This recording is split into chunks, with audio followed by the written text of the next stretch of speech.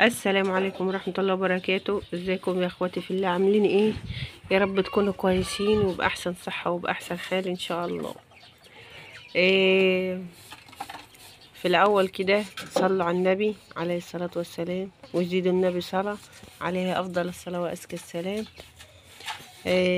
النهاردة يا جماعة عايزين نتكلم مع بعض شوية بخصوص عرايسنا اللي يعني داخلين مقبلين على حياة جديدة. ربنا يا رب يفرحهم ويهدي سرهم ويريح قلوبهم. عايزه اقول لهم كلمتين كده، ارجو بس ان هم ياخدوا بيهم. وقبل ما نتكلم يا جماعه مع بعض، ما تنسونيش بالله عليكم يا جماعه، بالله عليكم. يعني احنا في ايام كبيره، اللي تسمع لي فيديو تحط لي اللايك وتشترك لي في القناه. يعني انا ما قلت اشتركي لي في القناه، مش تسحبي نفسك من الاشتراك. يعني القناه بتاعتي سبحان الله، بس كل حاجة من عند ربنا والحمد لله.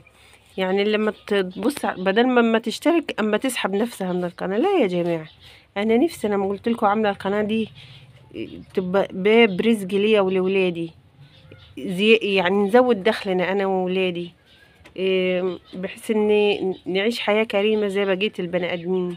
فبالله عليكم اللي تشترك ما تسحبش الاشتراك تاني. بالله عليكم اللي تشوف الفيديو تحط لي اشتراك حلو كده زيها، وتحط لي اللايك. وكل يا رب اللي تحط لي اللايك وتشترك لي في القناة، ربنا يا رب ينور بصيرتها ويسترها معاها ويديها كل اللي تتمنيه. بالنسبة يا جماعة لعرايسنا، احنا عندنا فرح قريب يا جماعة. انا قلت لكم هوريكم ابسط جهاز على اليوتيوب ممكن تشوفوه، والله العظيم. دي اول عروسة سمعت بنصيحتي. بالنسبة للعرايس يا جماعة، العرايس العسل، البنانيت الصغننين، طبعا كل واحدة فينا نفسها في كل حاجة، سواء هتتجوز أو بعد اتجوزت أو لسه ما اتجوزتش. بس يا جماعة الأيام دي غير الأيام اللي فاتت. احنا في غلا وكوى وأيام ما يعلم بها غير ربنا. يعني بالنسبة للناس البسيطة اللي زي حالتنا يا جماعة، يا دوب مقضيين بيتهم بالعافية، مقضيين حاجتهم بالزق. فلو عند أسرة يعني فيها عروسة هتروح ترأف بحالة والديها، ترأف بحالة اللي حواليها. لا أنا مش هتجوز، عايزة كل حاجة. لا أجيب الحاجة اللي هستخدمها فقط، مش هخزن. طب افرض لا قدر الله، لا قدر الله بعد الشر، يعني جرت لي حاجة، مش هلحق استمتع بالحاجة بتاعتي. لا أنا أجيب على قد الاحتياجات اللي لازماني فقط. ابص لوالدي، حالة والدي، ابص لامي، ابص للي ورايا، عندي اخوات غيري، اللي تعليم اخواتي. مش لازم كل حاجة. بدل ما اجيب 6 7 تطقم حلل، لا اجيب لي طقمين كفاية.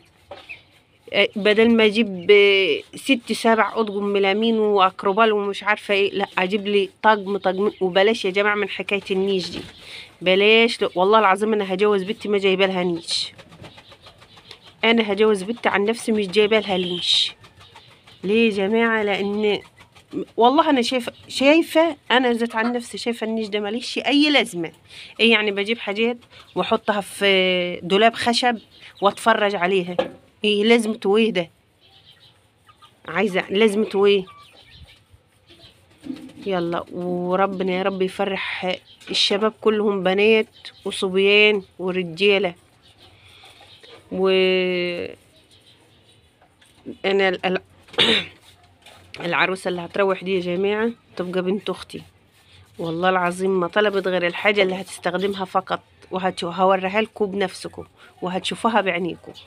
يعني جايبة من كل حاجة واحدة بس على قد استخدامها فقط. يعني أجيب بالألوفات، وبعد ما أمشي أسيب أبويا متدين لشوشته. لا، طب ما أنا أجيب على قدي، وبعد كده الحاجة اللي محتاجاها واحدة واحدة أنا وجوزي نكملها. محتاجة طقم حلل واحدة واحدة اجيب على قدي، واجيب انا بعد كده اكمل، واجيب وانا في بيتي مع جوزي.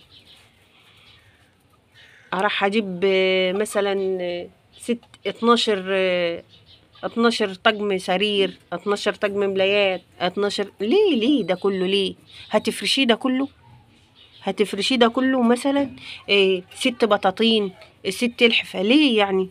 ليه؟ حرام حرام. ارقف فيه بحالة اللي وراكي، ارقف في بحالة والديكي. افرض ابوكي معهوش يجيب، يتدين عشان يجيب لك، يسحب سلف. وانتوا عارفين يا جماعة الايام دي، بصوا لا مؤاخذة في التعبير، يعني اوحش حاجة السلف. والله العظيم بلدنا كلها يا جماعة راحة في داهية بسبب السلف. وربنا يا رب ما يذلش حد لحد. في ايدين بناتنا الشطار العسل. لا يا بابا، لا يا ابويا، لا يا امي، انا هستخدم الحاجة اللي هستخدمها بس، هي اللي هجيبها. حتى لو جبت طقمين حلل انا مش هستخدم غير طقم، ومن الطقم كمان ده انا لسه عروسة، هم حلتين اللي هستخدمهم. لا يا بدل ما اجيب ديلاف فوط، لا اجيب لي طقمين فوط غاليين، وطقم كده اي كل شنكان كده يبقى تحت ايدي. مثلا مش هستخدم الغاليين، اخلي اللي الرخيص استخدمه. بدل ما اجيب لي 12 24 ملاء، لا اجيب لي 3 4 تطقم حلوين. الدرابية دي اللي بيقولوا عليها والله ما لها اي لازمة، هي بتتفرش يوم الفرح وبعد كده تتشال تتركن. لا طب ما اجيب لي طقم ملايات حلو كده شيك، افرش يوم الفرح هستخدمه بعد كده على طول. وربنا يفرح بناتنا وشبابنا يا جماعة كلهم يا رب، وربنا يعود علينا وعليكم الأيام بخير، وكل سنة وانتم طيبين. نقول كلمتين دول يا جماعة كانوا محشورين في زوري صراحة، عشان برضو فيه بنات هتروح مع بنت أختي ما عندهاش عذر، ملهمش دعوة. أنا أبويا معاش يجيب لي، لا الكلمتين دول معلش كانوا محشورين في زوري، وإن ما طلعتهمش كان هيجرى لي حاجة صراحة، كنت هطق. فزي بعضه استحملوني. والبنوتة اللي تسمعني لو عجبها كلامي كان بها، ما عجبهاش كلامي حط لي ديسكلايك يا ستي وشكرا. وما تنسونيش بالاشتراك، بالله عليكم بالله عليكم، انا مش طالبة غير الاشتراك عشان قناتي بس تتشاف في البحث. الاشتراك واللايك. وكل سنة وانتم طيبين، وكل سنة وانتم بألف صحة وألف عافية. وربنا يا رب يرفع عننا الغلاء والبلاء، ويدي الناس كلها اللي بتتمني يا رب. وكل سنة وانتم بألف خير. والسلام عليكم ورحمة الله وبركاته.